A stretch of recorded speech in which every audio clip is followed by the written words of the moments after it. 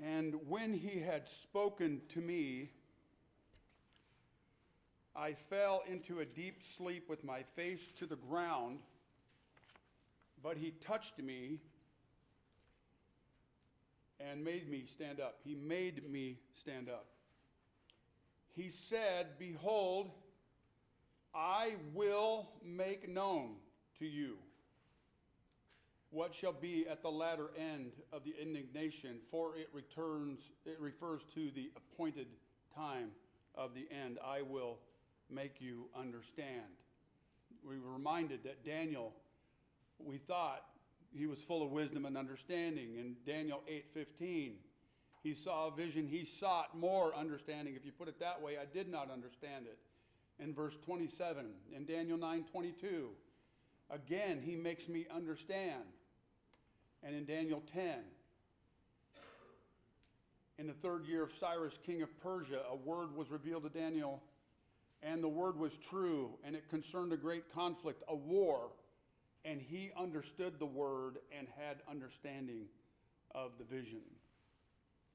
I don't know if you've seen the pictures of the Palisades fires and the southern California fire region. I spent quite a few years in California, even in the south there, pretty near some of that.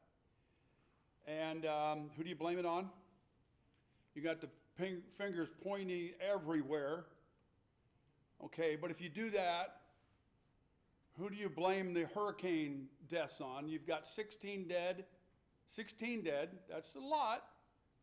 In Southern California, you've got 200 dead in and near Asheville, South Carolina alone. Several more hundred dead in Georgia and Florida. Huge devastations. Who are we going to blame? Who are we going to point our fingers at?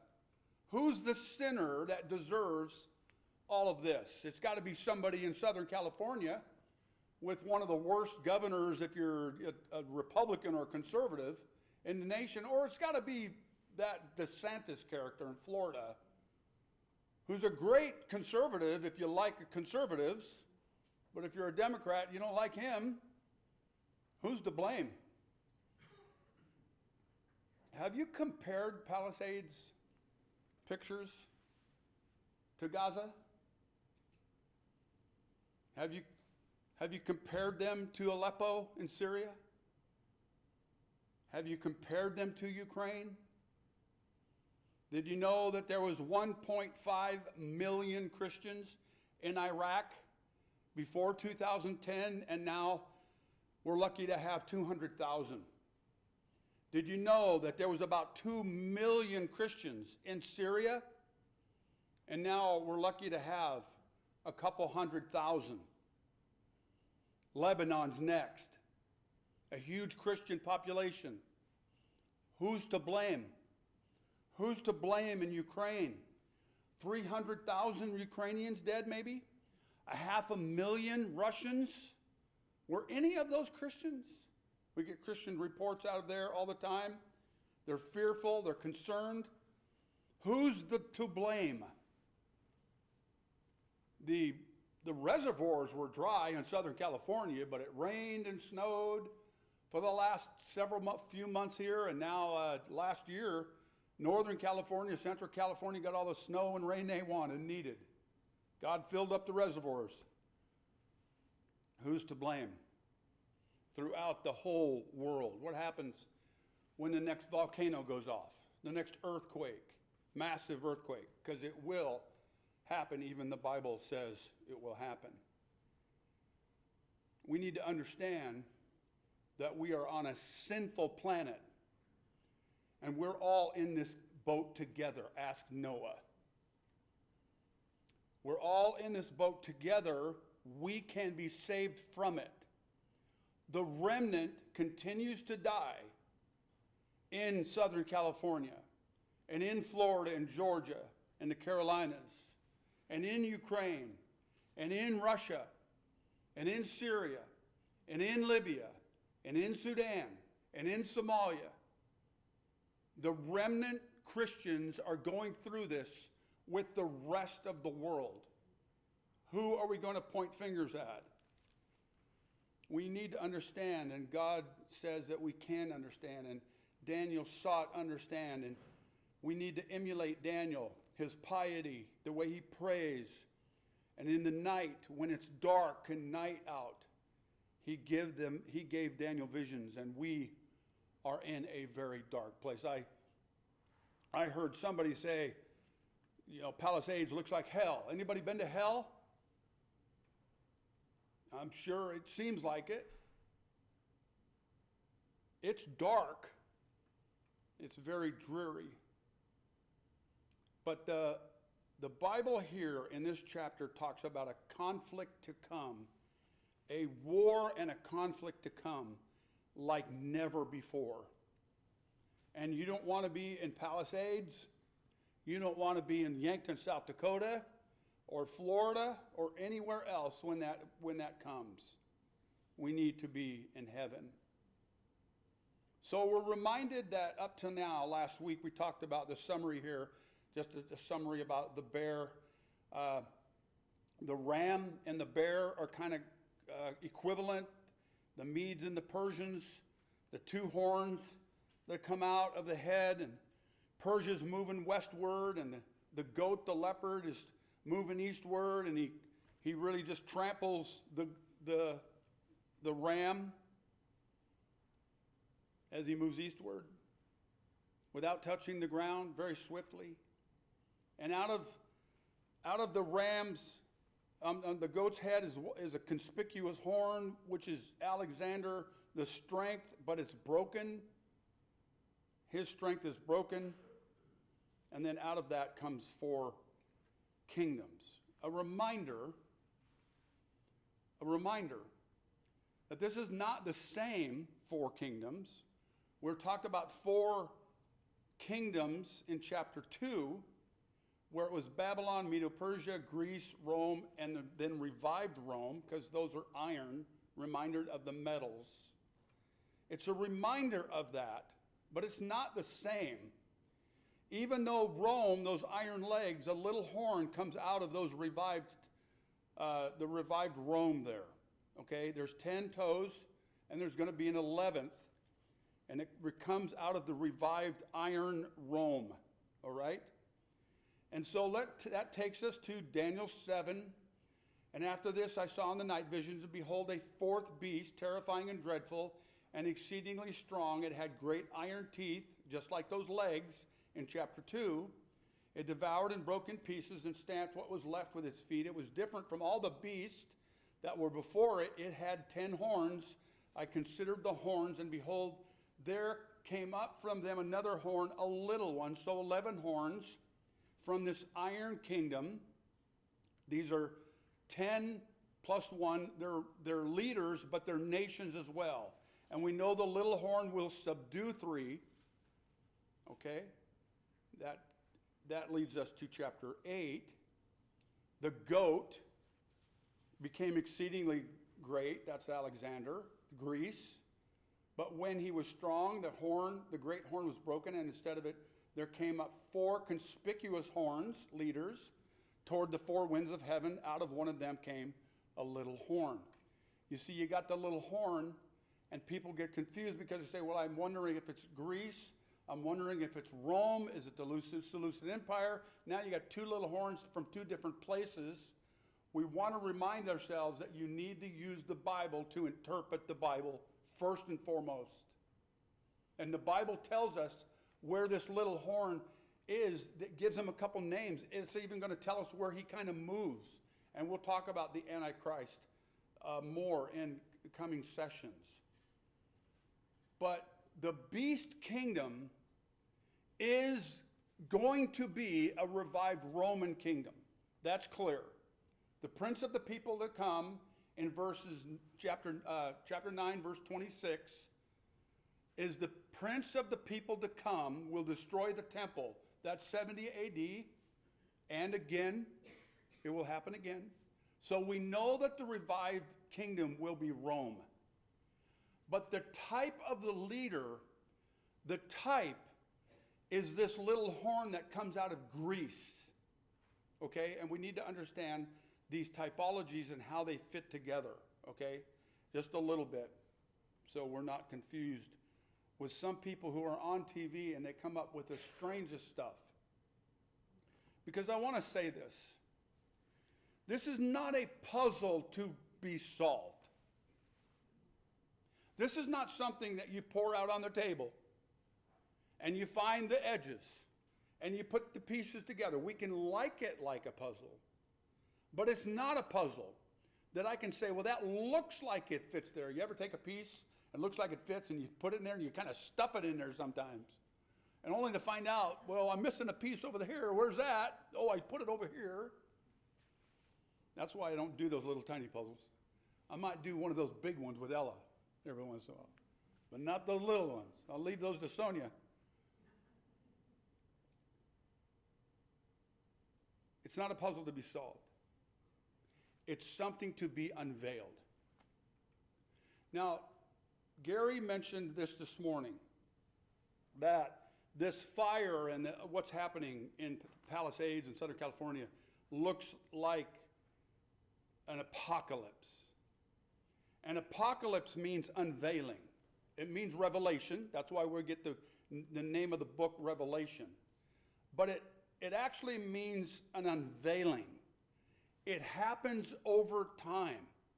It will be established at an end. There will be an end of the unveiling. But see, we understand parts of Revelation, don't we? We understand some of Daniel, don't we? But we don't understand it all because it's being unveiled. And that's why Daniel will say, and we'll get into this, that Daniel will say, in the end, the wise will understand. God told Daniel, go your way. It's not for you to know. But the wise will understand at the end, and we know more now than Daniel did then. And we will know more then. Now, that's not an excuse to say, well, God is going to unveil it, so I'm just going to wait. And remember, Daniel understood things by reading the Bible. We understand things by understanding the Bible first, as much as possible, and then as God unveils it. It doesn't give us an excuse not to study these things, because even with the 70-year exile that the Jews were in, Daniel would not have understood that if he didn't read Jeremiah. And so he understood those things, and he wants to understand more. So the goat is Alexander. The four nations are, I'll show you those in a second. This is just Rome here.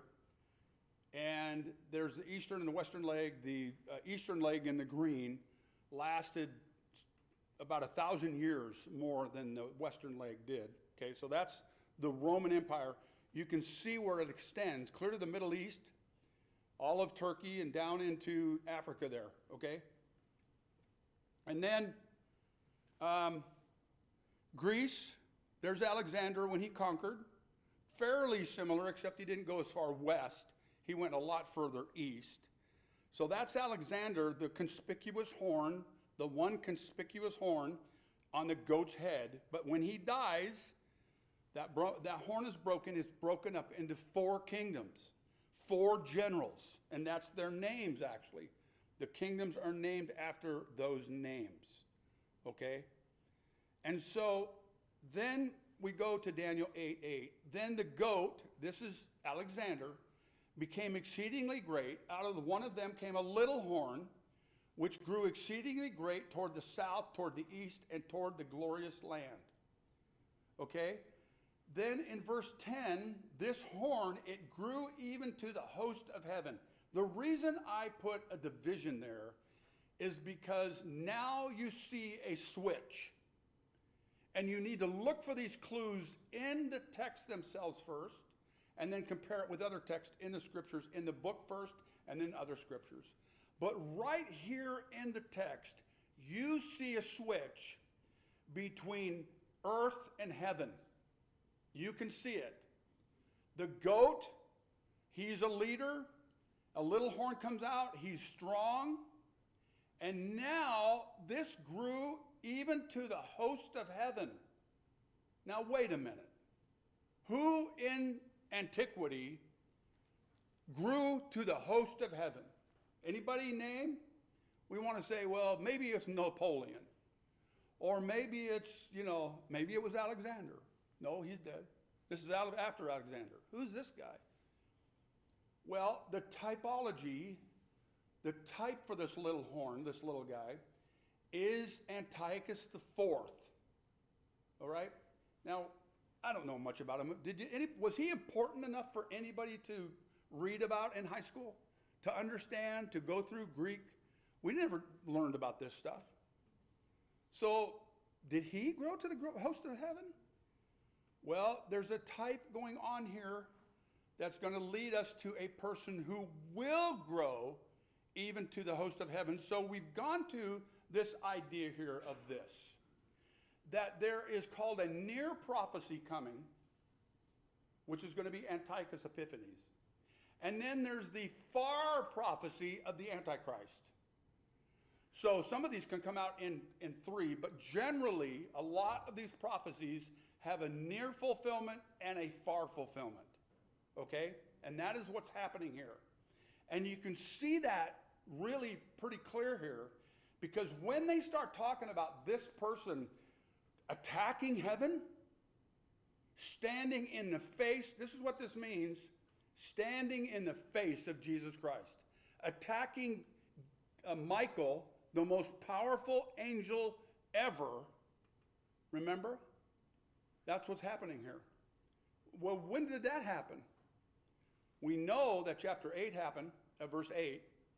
We know that 9 happened a little bit. There was a type that came, and then chapter 10. But to be frank with you, not even 9 talks about Antiochus Epiphanes. Do you know who conquered the glorious land? His great-grandfather, Antiochus the Great. Okay? So Antiochus the Great started it, conquered the glorious land, a glorious land is always Israel. So we know at verse 9, things begin to change. And then at 10, we know that this is a spiritual being. This is a spiritual concept. It is a man, but he's going to be possessed by the devil. That is happening in the book of Revelation. You can see that as well. So verse 10, it grew even to the host of heaven, and some of the host and some of the stars it threw to the ground and trampled on them. It became great, even as great as the prince of the host, and the regular burnt offering was taken away from him, and the place of his sanctuary was overthrown, and a host will be given over to it, together with the regular burnt offering, because of transgression, and it will throw truth to the ground, and it will act and prosper. Okay, so you've got a really interesting combination going on here. This person will grow to he will want God's, this is Isaiah chapter 14, by the way. He will want God's seat. Okay? So he's going to be right in the face of God. Some of the host, we're talking about heaven here.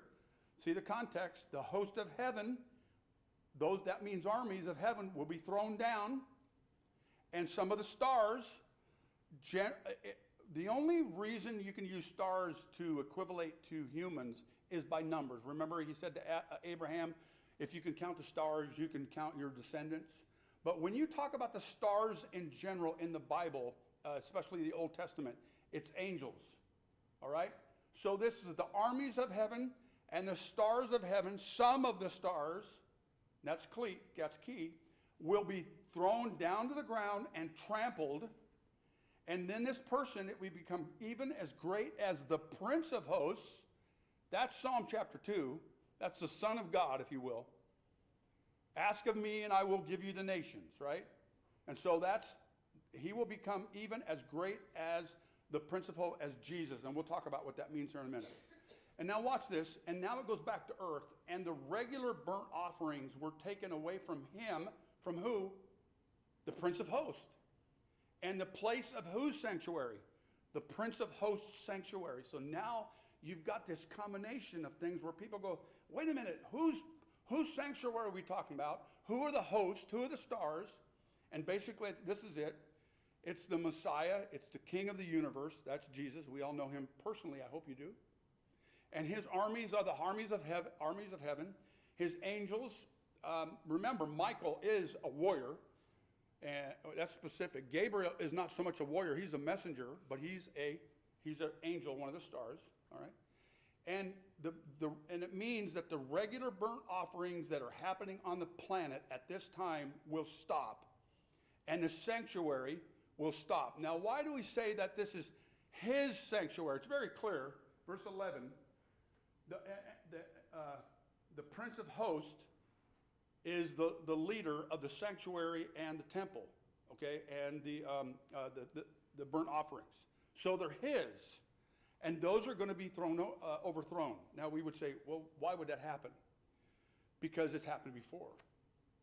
We can't be afraid of it happening again. It's happened before. And verse 12, now this changes a little bit. Now watch. A host will be given over to it together with the burnt offerings. This host seems to be earthly because it's combining it with the regular burnt offerings here. It brings it down to earth. And so there's going to be an army on the planet, those who are fighting against the Antichrist, those believers in Israel in particular, and we'll talk about that later, will be given over to it. And why is it happening? Because of transgression. And this is talk about Israel's transgression. That's why the tribulation is happening. Because of Israel's sin, this is happening. And the little horn, will throw truth to the ground, and it will act and prosper. So that is kind of the idea there. Now this type that starts in verse 8 is Antiochus IV. He's the 8th king of Syrian dynasty. He reigned from about 175 to 164. He ascended the throne, and we'll get into some of this. The throne was not his. He ascended there through murder and through deceit. His father was killed, so his brother was supposed to take over. And his brother was killed.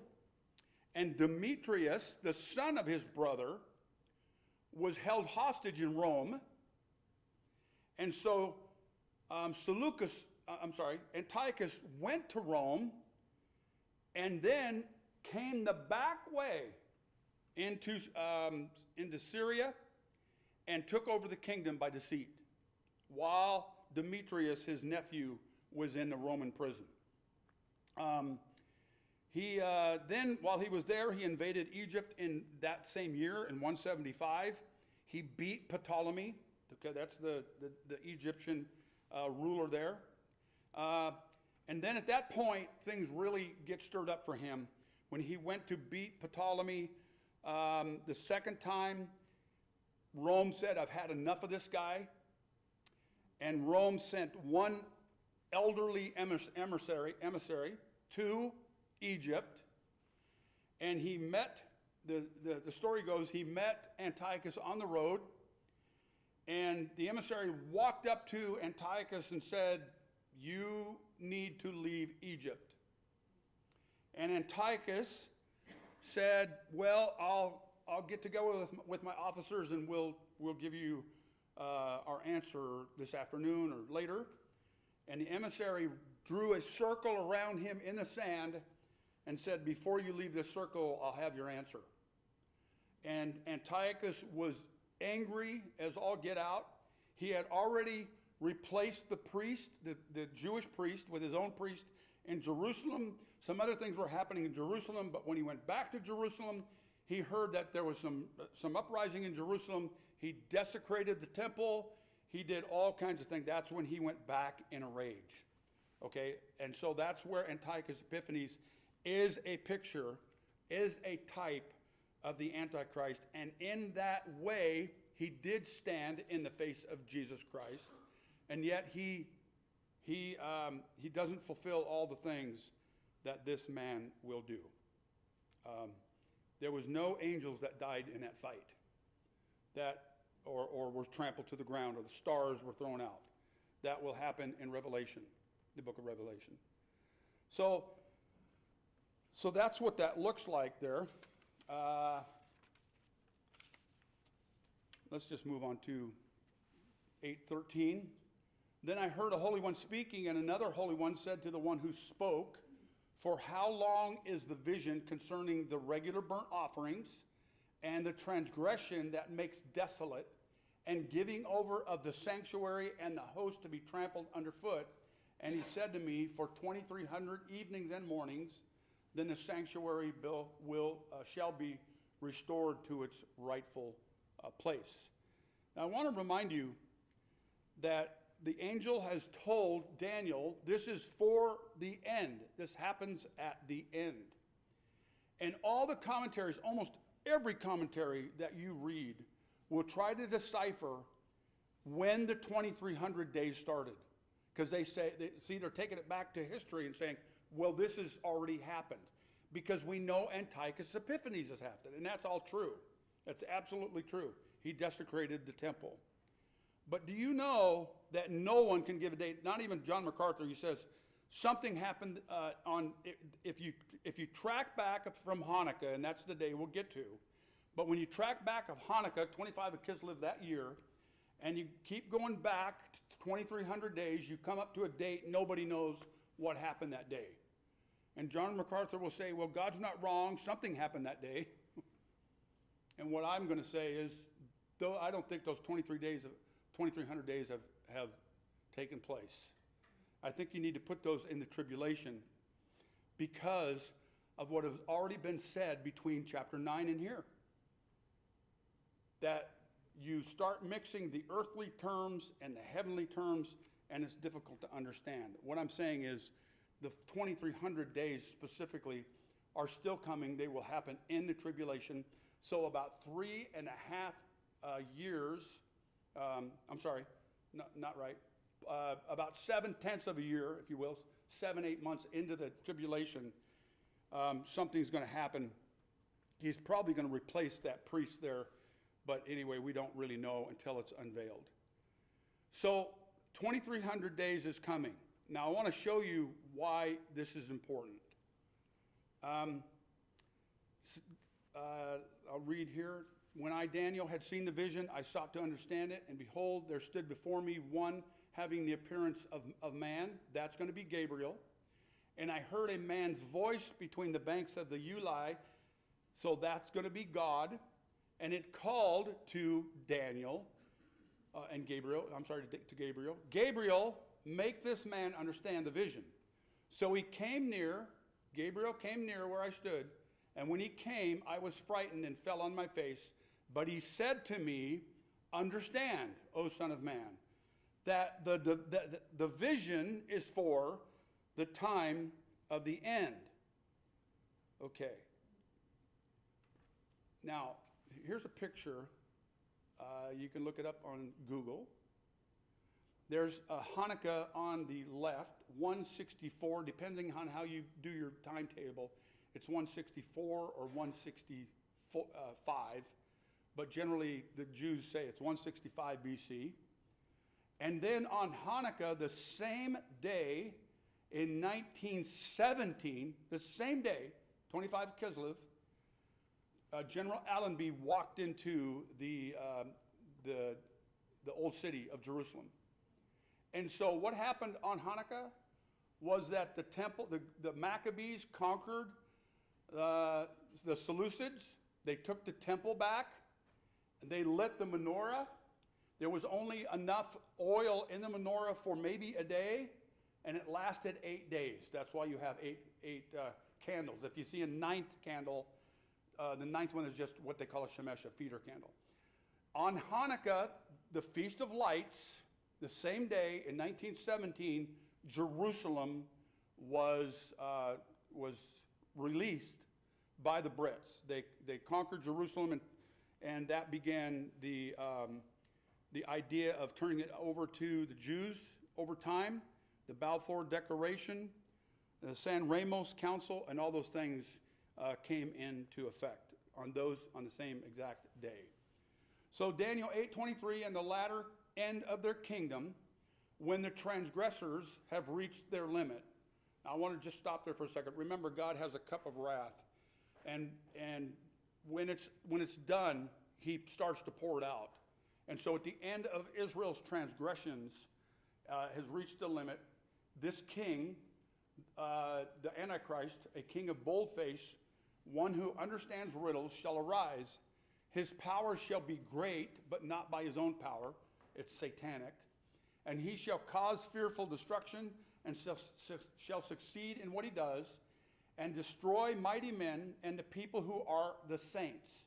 By his cunning he shall make deceit prosper under his hand, and in his own mind he shall become great. Without warning he shall destroy many, and he shall rise even up against the prince of princes, and he shall be broken, but by no human hand. The vision of the evenings and the mornings that have been told is true, but seal up the vision, for it refers to many days from now. Now look at verse 26. The vision of the evenings and mornings, 2300, is established with 23 through 25, which is specifically the Antichrist. So we know the 2300 mornings and evenings have not come. All right? Now, when it says that he will rise, but not by his own power, that's satanic. But remember, God is allowing this to happen. And he's going to be very witty and cunning, and he will stand in the face of Jesus Christ. Now, when it says that he will rise up against the prince of princes, we want to say, well, is that Satan going back to heaven? And yes, there's a war in heaven, but reminded that in the book of Revelation, that they are thrown down. When there's a war in heaven, Michael breaks out in war, and he throws out Satan and his troops. Everybody's out of heaven. And it says, woe to the earth, for the devil has come down to you, right? So that's what happens. So when it says that this person who's filled with the spirit of the Antichrist faces Jesus Christ, that is literally on the planet. He will stand up in the face of Jesus Christ, and Jesus will speak a word, and he will die. That's basically how that's going to happen. Now, and Chuck Missler says something like this. You see, historians want to look into history and then look in the future, and they want everything kind of to end, and then something starts over. It's like linear thinking. Like when something ends, then we go on to something new. But the idea in the Jewish concept is it's a pattern. And it's even kind of a revolving pattern. Well, something happens in the past, it will happen again in the future to some extent, and others to a greater extent. That's what Jewish thinking, in fact, that's what theology and that's what prophecy is. That there's types that come, and we need to see that type come around again and be fulfilled at some point where in one day it will end. And so actually the Lord has given us some ideas here. If you go to the book of Haggai, chapter 2, verse 18, it says, consider from this day onward, okay, a certain day, and we'll get to that. Look at the date. From the 24th day of the 9th month, since the day that the foundation of the Lord's temple was laid, consider, is the seed yet in the barn? Indeed, the vine, the fig tree, the pomegranate, and the olive tree have yielded nothing, but from this day I will bless it. Now, what happened when Haggai was writing was the temple was laid, the Zerubbabel temple was laid, and on that day is the 25th of Kislev, which is interesting to us. It should be, and I'll point that out here in a second. And I want to say this too, that Haggai's name means festive or feast, and it's very appropriate. And so remember that this day forward from the 25th of Kislev, further in 220, the word of the Lord came a second time to Haggai on the same day, the 24th day of the 9th month. Speak to Zerubbabel, governor of Judah, saying, I'm about to shake the heavens and the earth, and to overthrow the throne of kingdoms. I'm about to destroy the strength of the kingdoms of the nations, and overthrow the chariots and their riders, and the horses and their riders shall go down, every one by the sword of his brother. On that day, declares the Lord of hosts, I will take you, O Zerubbabel, my servant, the son of Shealtiel, declares the Lord, and make you like a signet ring, for I have chosen you, declares the Lord of hosts. Now question, has the Lord shaken the heavens and the earth as of yet? I don't think that we give Haggai enough credit in the prophecy realm. It is again on the same day, the 25th of Kislev. What happened on the 25th of Kislev? The foundations were laid, the Zerubbabel temple was laid, the Greeks beat the Seleucids, and they cleansed the temple. That's where we get Hanukkah. And just this last year, we happen to have Christmas on the same day, which is only the 5th time since the, I think, 1900 that has happened. And so Hanukkah is the festival of lights, and you remember that Jesus celebrated the festival of lights. So, back to Daniel. Daniel 8:27, and I, Daniel, was overcome and lay sick for some days. Then I rose and went about the king's business, but I was appalled by the vision, and I did not understand it. Now, that's where the rest of Daniel comes in. Daniel 8, you can't have Daniel 7 without Daniel 8. Well, actually, it's Daniel 1 without 2 and on, right? You can't have 7 without 8. You can't have 8 without 9 because he doesn't understand things. And he wants to understand things. In fact, he's sick because he doesn't understand things. In the book of Daniel and the book of Revelations, we're going to get the 2,300 days, the 1,290 days, the 1,335 days, the discrepancy of 75 days. Did you know that there's 75 days exactly between Yom Kippur, the Feast of Atonement, and Hanukkah, where they slaughter the sheep, the priest goes into the temple and atones for the sins of the nation? That idea. And then Hanukkah is 75 days later, the Feast of Lights. So, I want to state this. In Haggai, the Lord uses the term, in this short little book, he uses the term the Lord of hosts or the Lord of armies over 12 times. And he uses 24th of the month, Kislev, 25 Kislev, several times. And from this day forward, these things, he says, are still going to take place. And do we think that Daniel is done seeking? Do we think that God is done causing Daniel to understand? Because he's not going to totally understand it until he gets to the end of the book, and we get more understanding in chapter 8 concerning this chapter. So he says, I sought to understand. Gabriel made me understand. He said to me, understand, O man. And then he says, I did not understand in verse 27.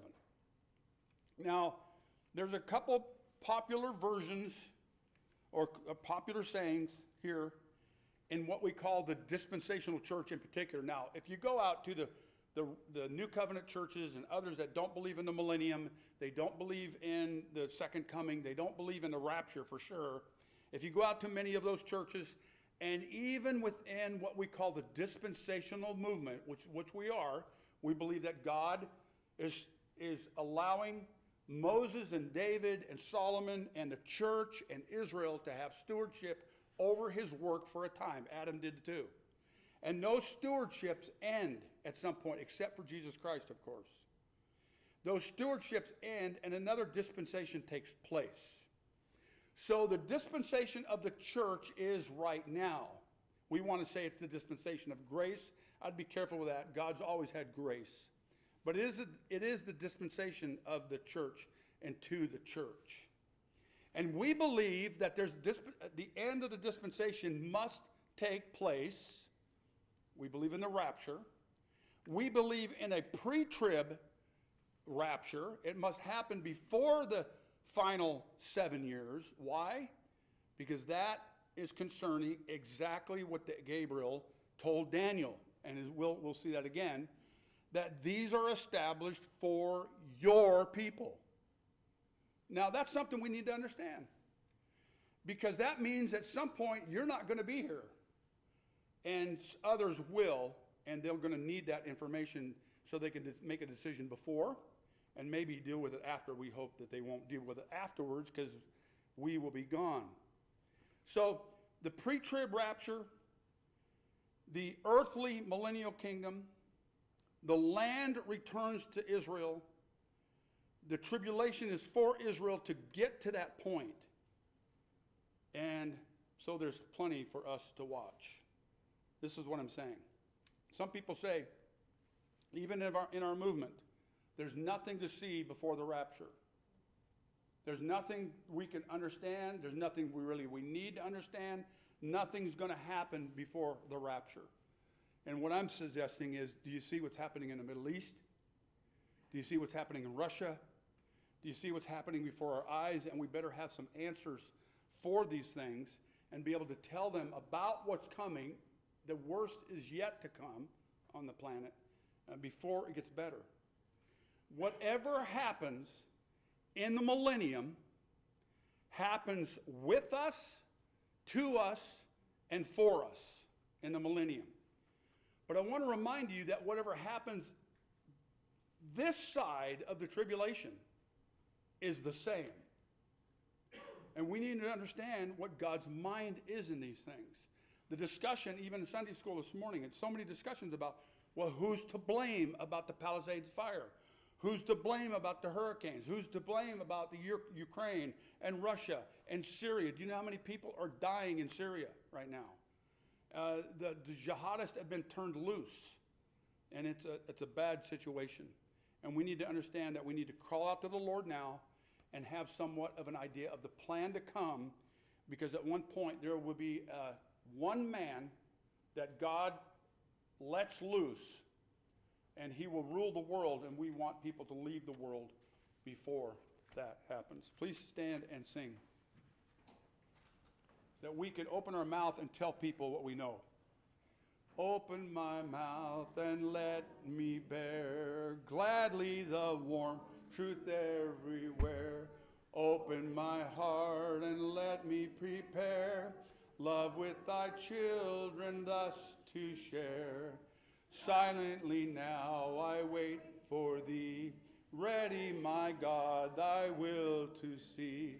Open my mouth, illumine me, Spirit divine. Lord, we're not going to be talking about all this stuff every day. People, most of it because people don't want to hear it. Most of it because it sounds like we're pontificating and scaring people and all those kinds of things. But we need to understand it in general terms, and we need to be able to talk to people about it, because people in Southern California are facing the same exact thing that the people in Florida and in Georgia and the Carolinas and Tennessee faced just recently: death and destruction. And so help us know these things, Lord God, before it's too late for many. And then for us, Lord God, help us to rejoice in the things that you have for us. Help us give each other a kind word and understand each other. We pray these things in your holy name. Amen.